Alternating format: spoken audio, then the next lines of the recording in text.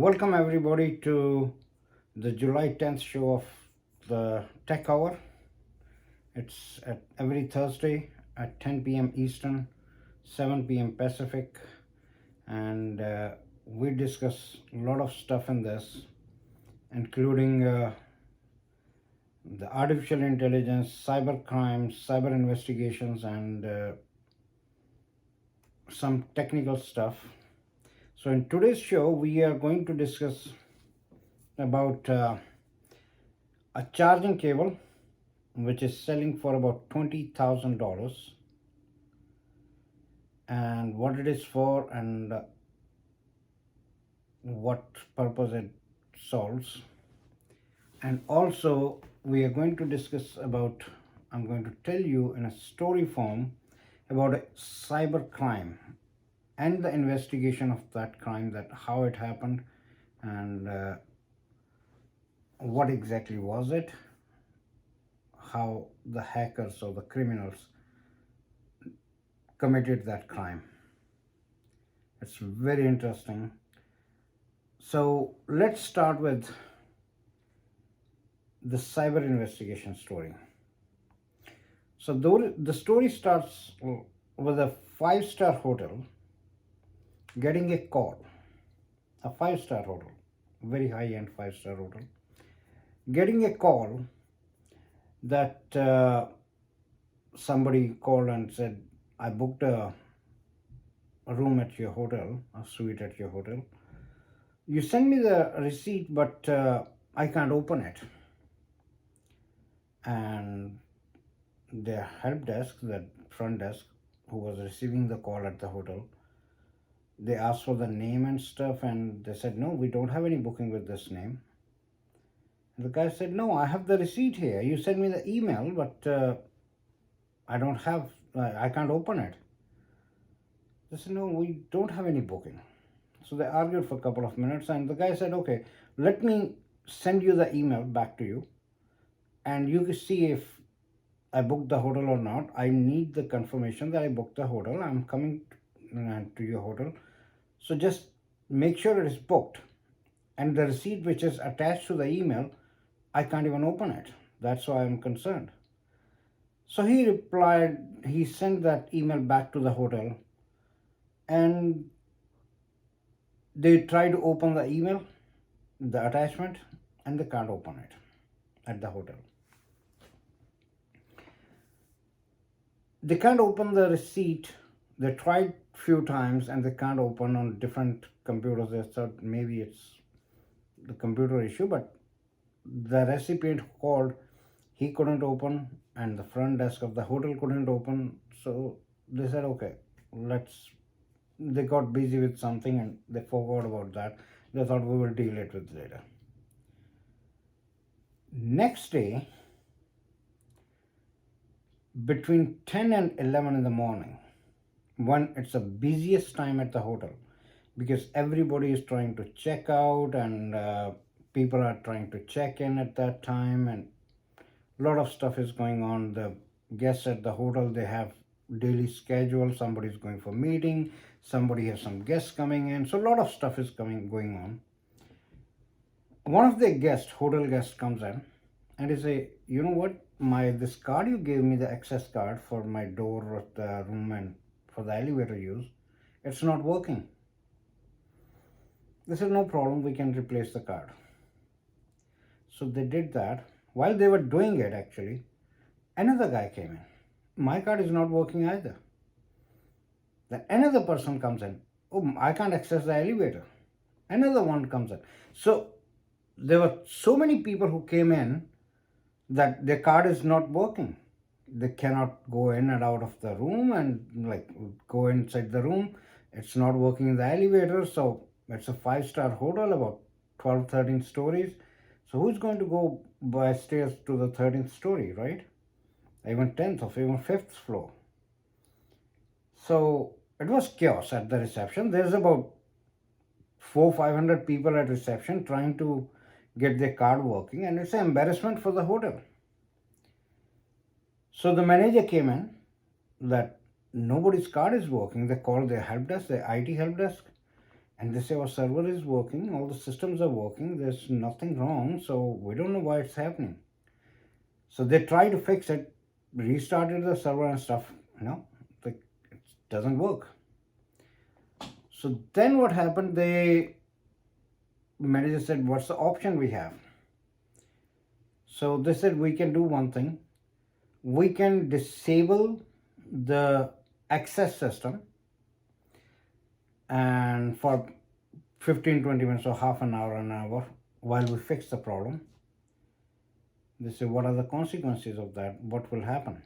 So the IT told them that what will happen is all the rooms, all the doors will be unlocked, so anybody can come and in the room, and the elevator, you don't need the access card, you can just press the floor and it will go to that floor.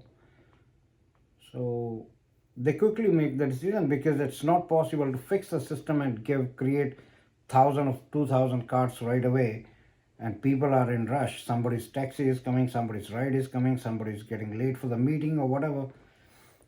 So they decided, okay, let's quickly do that and fix the system. So they disabled their security system, and they said, what is going on, what maximum will go on that? Okay, we will have this the video recording of the CCTV. If something happens, we can look into that, right? So open the rooms, unlock all of them. So they disable the access system and let anybody can go in there. Everybody can go in their room, access the elevator, everything. So they told everybody that go, your room is open. We're fixing it. In half an hour, 45 minutes, we will give you new cards. We'll send you to your rooms. While everybody went to their room, 10 minutes later, one of their guests came to the reception. He said, I have a problem. They said, what? He said, my baggage from my room, a suitcase is missing. They say, it's weird how that can be missing. You are like, what was in that suitcase? He said, I'm a diamond trader, and there were diamonds in that worth over $1 million. Can you imagine that? The hotel staff disabled the access system, and within 10 minutes, somebody's luggage got stolen and there were diamonds worth over $1 million. So everybody at the hotel front desk was in panic that what the hell happened here? And they asked him, like, where were you? You were not in your room when it happened? He said, no, I was in my room. They said, if you were in the room, how did something can be stolen? You see, I was in my room, but I was in the washroom. I went to use washroom for 5 minutes, and when I came back, my bag was gone, my luggage was gone. Now that is weird, right? That the baggage was gone within like 5 minutes. So they were all in panic. They tried to, then they said, okay, no problem, we can check in the CCTV that what happened, like who came into your room. And they tried to access the recording of the CCTV, and CCTV recording was gone from the same time when the access card stopped working. Now that is very, very suspicious activity, right? That at the same time your access cards stopped working and your CCTV recording stopped working. They knew that something major has happened here at the hotel, right? So they called the investigators, and the police was involved and all that, and it was very, very strange thing happened at the hotel, and that too a reputed 5-star hotel, right? So they called a cybercrime investigation team, because it looks like something happened, because the access system was got compromised, that all the access cards won't work. CCTV recording was gone. Then diamonds worth over $1 million was stolen, right? So they called the investigation team and they tried to investigate, and they said, okay, let's see what happened here. So they went step by step that what happened during that whole scenario, what happened. So they started with a couple of days before this incident happened, and they realized that the email which somebody sent who said that they booked the hotel and the receipt won't open, that was actually a virus which compromised their whole network. So that was only the email came with the attachment, and the reception and the other person, they clicked on that attachment. As soon as they clicked it, the virus got installed and the whole network was compromised. Somebody got access to their network, whoever the criminal was. Now they knew that what happened, that somebody got access to that system.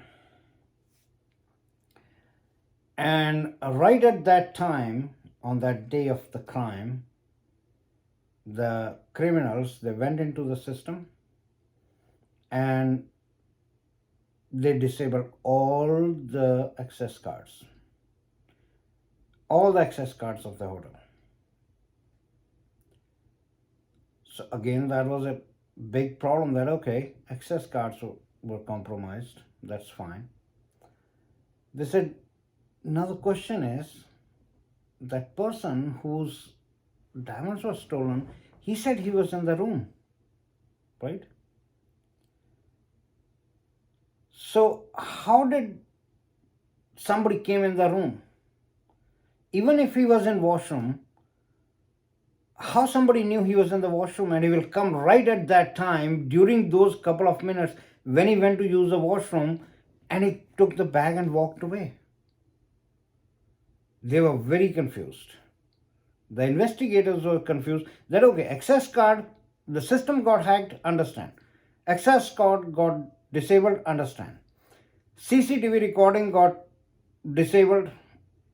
There was no CCTV recording during that period, understood. Hackers can do it. But there's no camera in the washroom.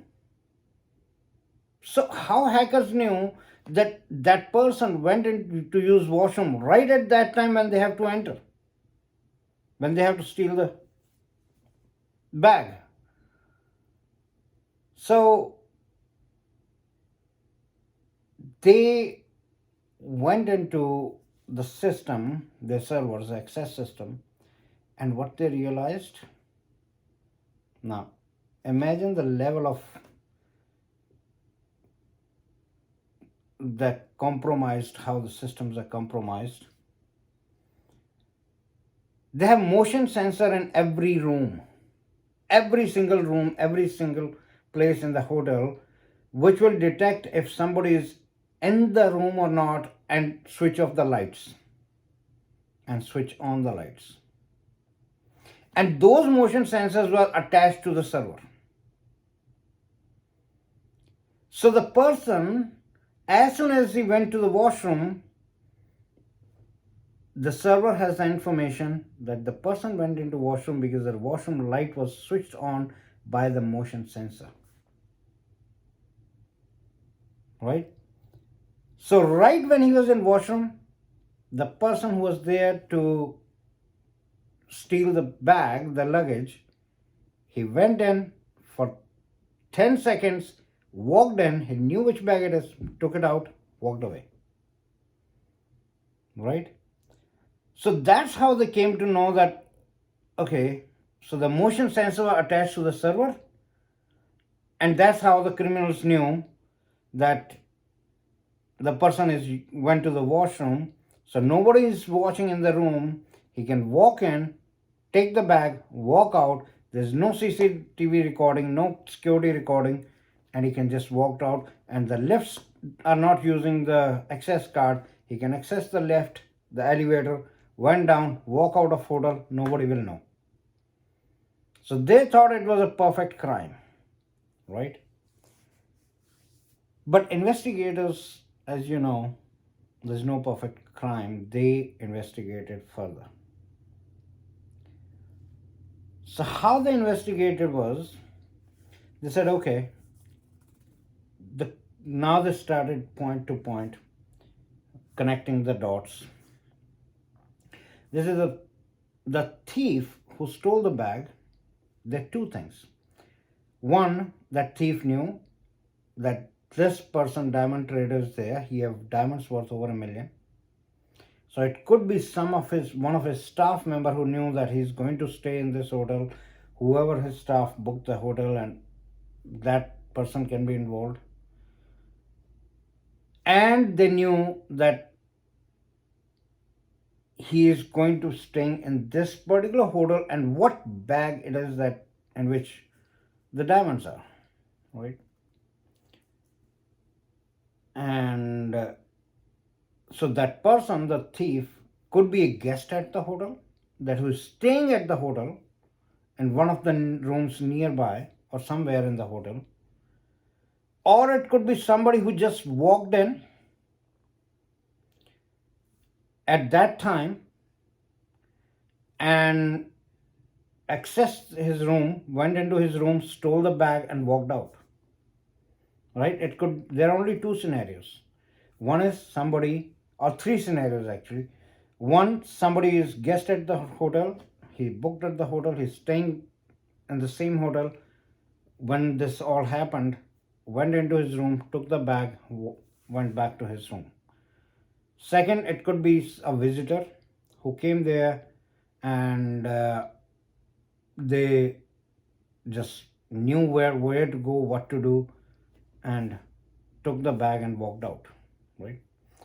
Or the third is, it could be a hotel employee who is involved, hotel staff member who is involved and who went to the room and took the bag and went back to his work.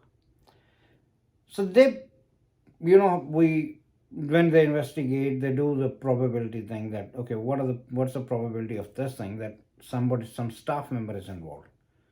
So they ruled that out. Based on that, if staff member is involved, where he is going to keep the bag? He's not going to. He knew that if staff member is involved, when he take the bag, he has to keep it somewhere, right? So it can't be that he can keep at his workplace and then walked out, because everybody will know that this bag is in question. So that was ruled out. The second was, if the person is a guest at the hotel or a visitor at the hotel. So they say, again, if it's a guest, the thief is a guest at the hotel, they're not that stupid that they knew that the CCTV cameras are on before that, right? Until that time when the access cards stopped working, the CCTV was working. So no thief want to be on camera, right? So they said, okay, we don't think that the thief will be a guest at the home, was a guest at the hotel. So they ruled that out. So the question was now how to identify who the visitor were during that particular half an hour of time when the CCTV was not recording. So because the recording was not there, so they can't see who walked into the hotel, right? So then one of the investigators, they connected the dots and they thought about it. This is the person who walked in. If he went to the room, or when he went to the room, he knew exactly when to enter the room when the motion sensor of the washroom was enabled, right? So that means that he was getting instructions from somebody who have hacked into the system, that okay, you are outside this room, he is in the washroom now, go in, right? So that person have to be on phone with somebody getting the instructions. So they say, okay, let's check the recording right before the access card thing happened. So they started searching that, and They looked at it, recording, and they found three, four people who were on phone when they walked in right before that chaos happened in the CCTV camera. Because the criminals wanted to be near that particular room where this crime happened, so that if the person goes in as soon as he go to washroom or he leaves, they can get into the room, right? So they found two, three people who, when they walked in right before that chaos, who were on phone, means who were talking on phone while their phone like this or on headphones. They were talking on phone. So they shortlisted those two people. So they realized that okay, if somebody was there talking on phone when they walked into the hotel, they have to be on call for a certain time, right? That minimum 10 minutes or whatever time it took for them to take the decision that okay, remove the access to all the rooms and let anybody go in the room and use the elevator, and um,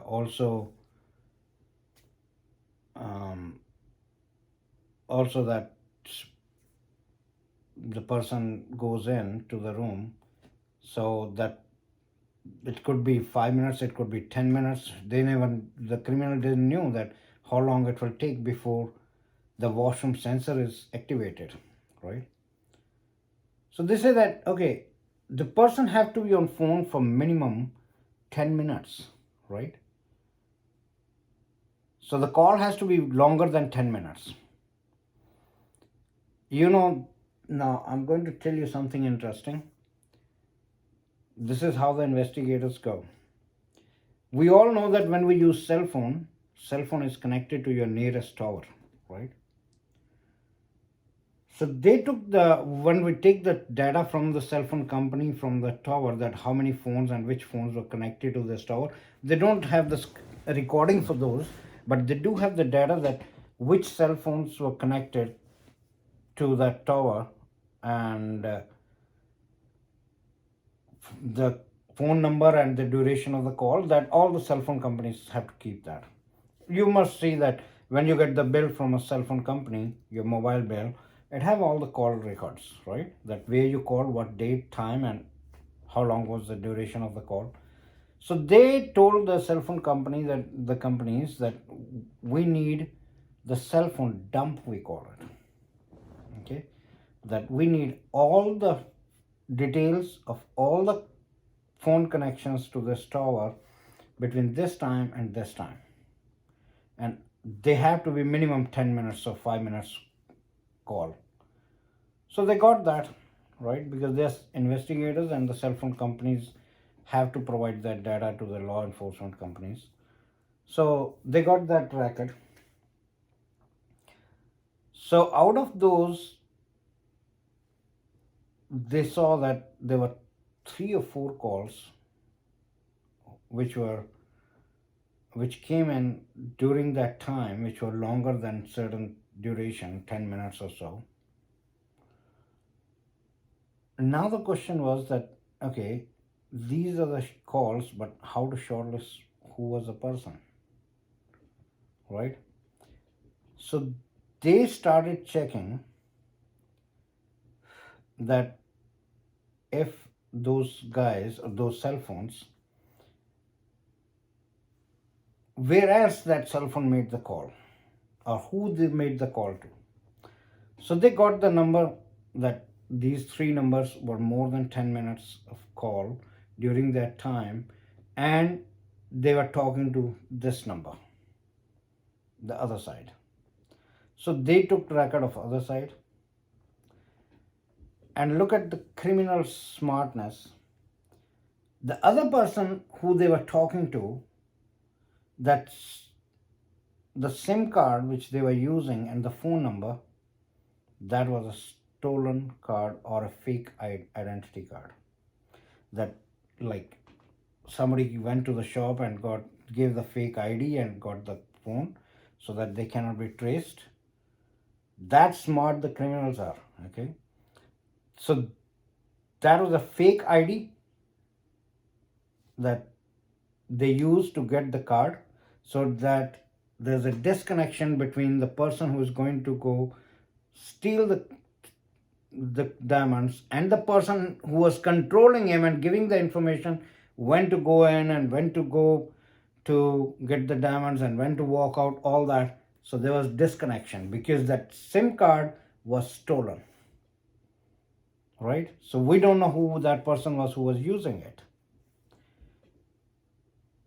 But they did something after that, the investigators. The person who was getting that, who was on the call on the other side, who was giving the instructions, they discovered that from that number, what other calls were made. Okay, was that the only call or was there another call? And the location of that SIM card, that from where that control, the person who was giving the instruction, where was he, which tower he was connecting to, right? And when you take the tower dump, okay, they have the ability to see that from what location there was another phone at the same location. For example, I'm sitting here, right? I'm using this phone, okay? Which other number is active? Which other SIM card is active at the same location at the same time? Right? Criminals forgot to change their location and go somewhere else. There's another card, SIM card, active, connected to the same tower at the same time. The location of another SIM card. So they got that, and now they took the what we call phone call record of that phone. That okay, let's see who are the contacts in this, like where this person is making the calls. Long story short, they found a number of the person who actually invited this diamond trader to sell the diamonds to him. So then they thought, okay, why the person who invited this, who wanted to buy diamonds from him, why he was calling to this suspect, the person who hacked into the system. So that's how they found out that the person who actually invited that diamond trader to come and made all the arrangements and wanted to buy the diamonds for him, he was the culprit. He made all these arrangements with the criminals and thieves and stuff, that okay, that person is going to go in hotel, stay there in this room. He had all the information. He gave to that criminals. They hacked into the system. Like how long they planned for it, because it was a huge amount, over $1 million worth of diamonds, right?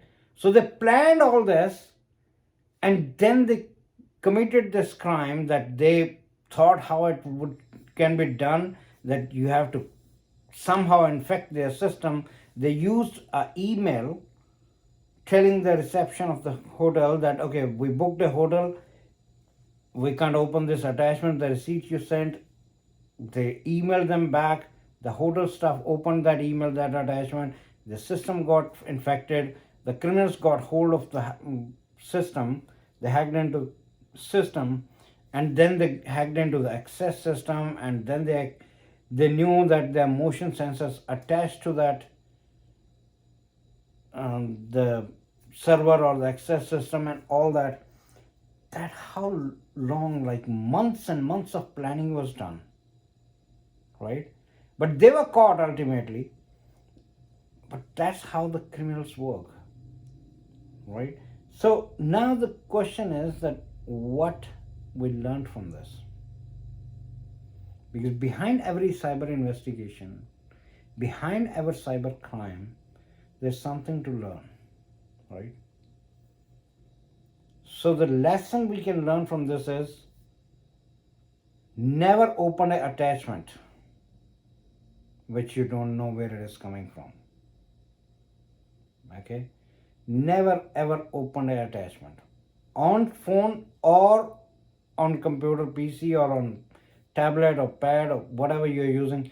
Never open an attachment. Okay? The second thing is, it's not related to this, but I will tell you something, what other suggestion I give people. If you get a phone call, okay, that something happened and they are showing you emergency, that we need to do this, that, never trust them. Always, always tell them, give me your number, let me call back. Because the criminals, they use internet phone, which are one way, because they don't want to be tracked. So it's one way where you can call in, but when you cannot receive the call from there.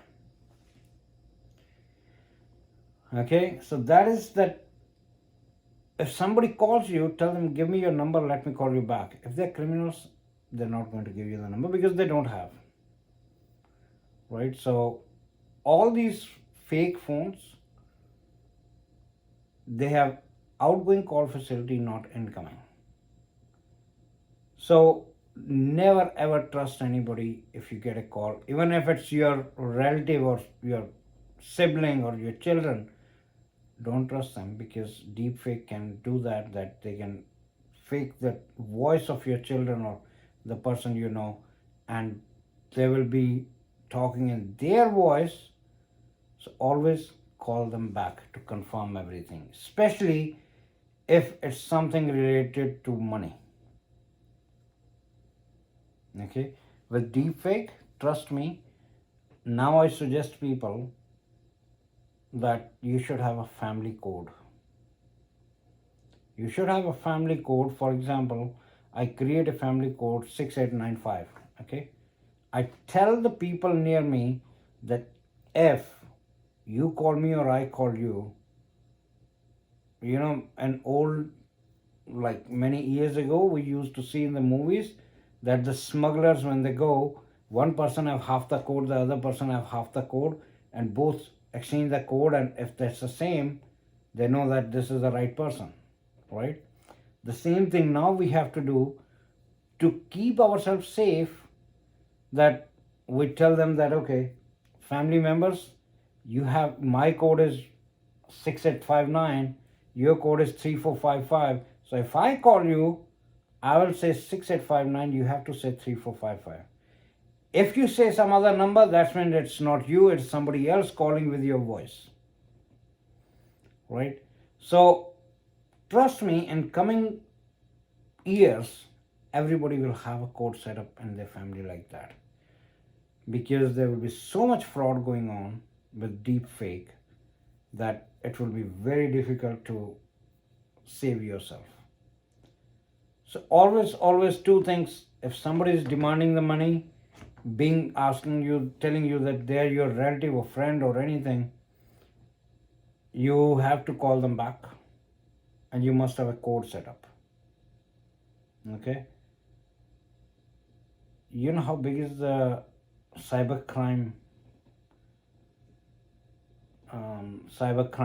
industry now? Can you imagine?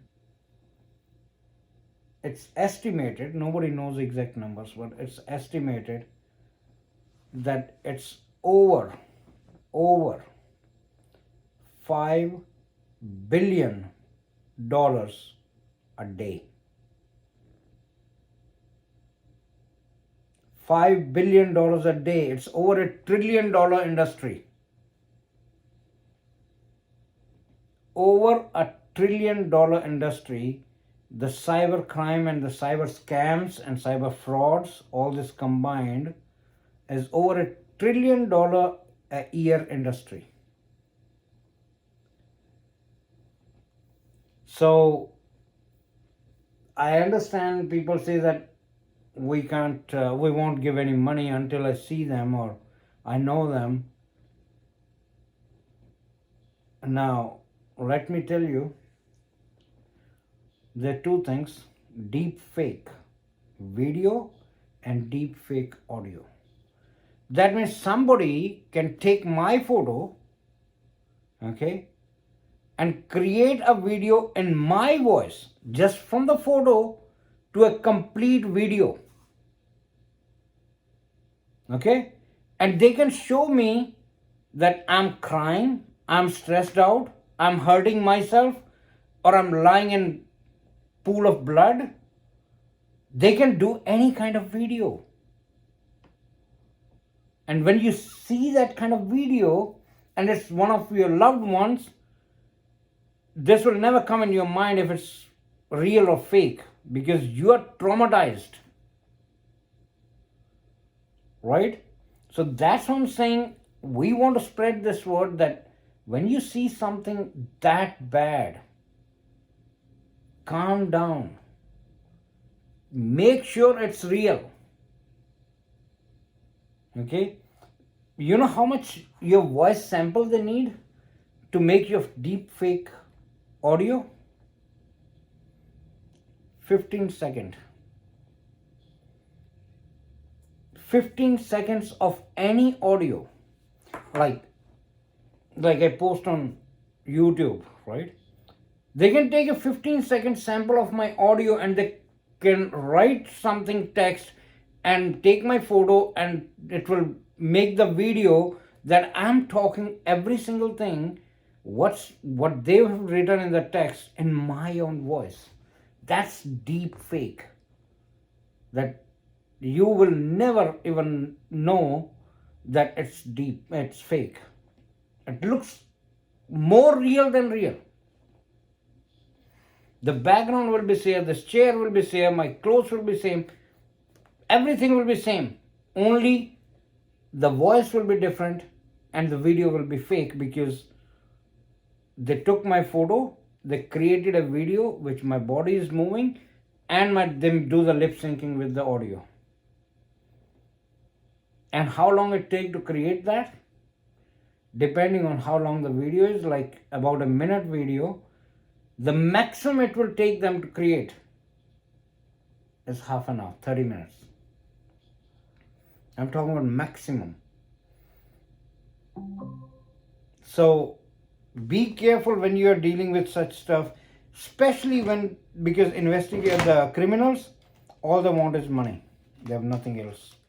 They're not interested in who you are, what you are doing, and all that, what's going on in your personal life. They're not interested in that. All they want is money. Okay? And trust me, if you refuse to give them money for first 5 or 10 calls they make to you for the money, they lose interest. They don't want to waste time on you because they know that you are not going to give them the money. Let's trap somebody else and get the money from somebody else. Why they will want to waste money and time on you? So be careful, be vigilant who you are talking to, and if possible, I'm telling you, start using the code in the family now. Set up a code for everybody, because hackers can hack anything. They cannot hack into your brain at this time. That's coming to when they will be able to hack human beings. We'll talk about it in some other show, but at this time they can't. And but remember, the code you're going to set up, there should not be three things. One, your date of birth or year of birth, never set up that as code. Two, your house number, never set up the house number as your code. And three, any part of your phone number. A lot of people, they do that. Last 4 digits of your phone number will be our code. No, don't do that. Or first 4 digits, don't do that. They're very easy to guess. So these three things, date of birth, year of birth, or house number, or the part of phone number, don't keep that as code. Do anything else. Okay? So that was the cyber investigation story for today. Now we are going to discuss in the next part a charging cable selling for $20,000. Guys, it's amazing thing that a charging cable which you use to charge your laptop or your phone or tablet or anything, even your headphone, that is selling for $20,000. Okay, and you know what that cable is called?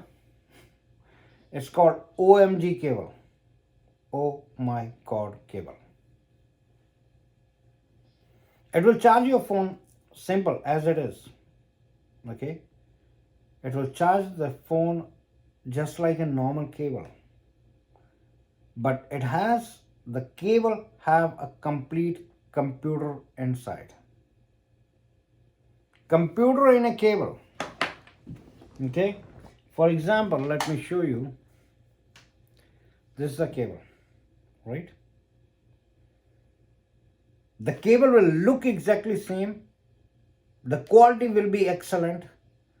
Okay, because they're selling for 20,000, the quality have to be excellent. But on this part of the cable, this part, there will be a chip which is a complete computer. It have the Wi-Fi in it. Its own Wi-Fi. Can you imagine? The cable will have its own Wi-Fi. So it's a complete router inside. And it has a firmware which is a software. It has a memory. Okay. So as soon as you connect this to your phone, the computer, the Wi-Fi, the router and the computer inside get the power from your phone or the other side where you have connected to the plug, the charger. It powers up, starts sending the signal, and the criminals who use this cable might be sitting next to you or outside your home. They will have access to the Wi-Fi of this router, this cable.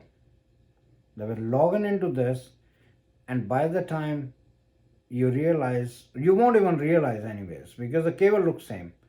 Your phone or wherever you have connected this cable, that's hacked.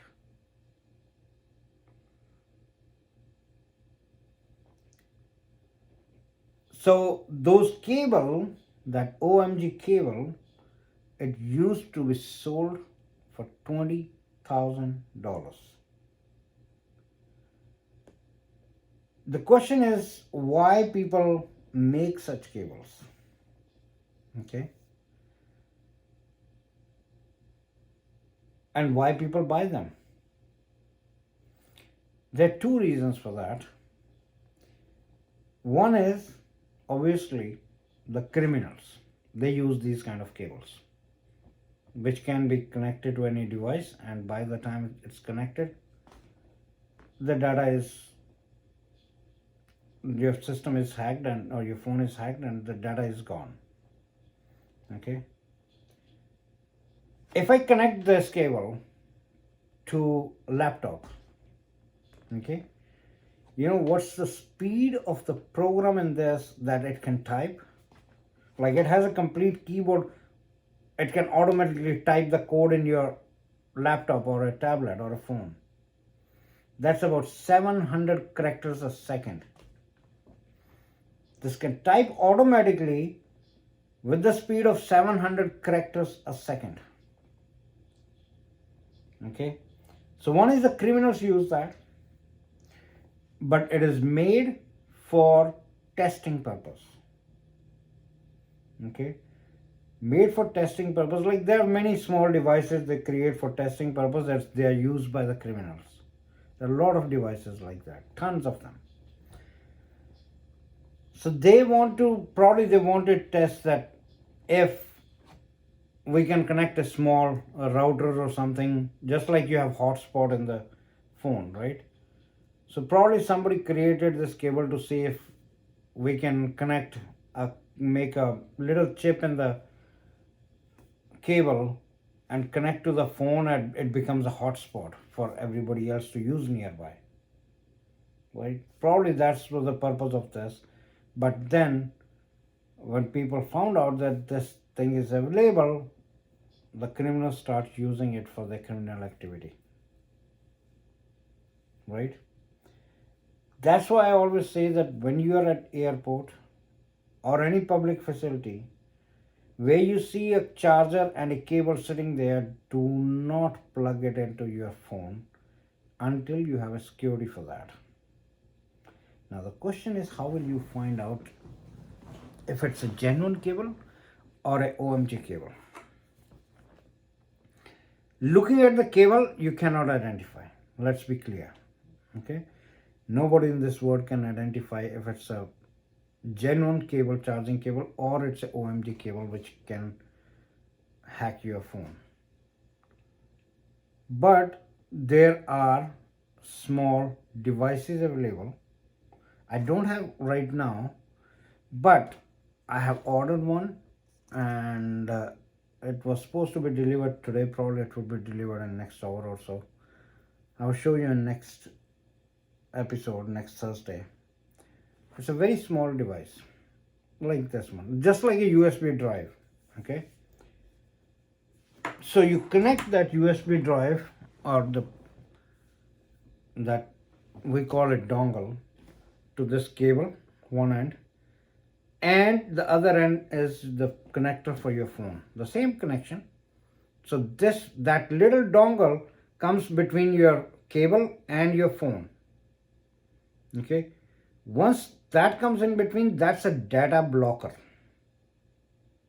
Okay, so what that is, that's a data blocker, that it will let charge your phone but will block all the data from the cable to your phone or from the phone to your cable.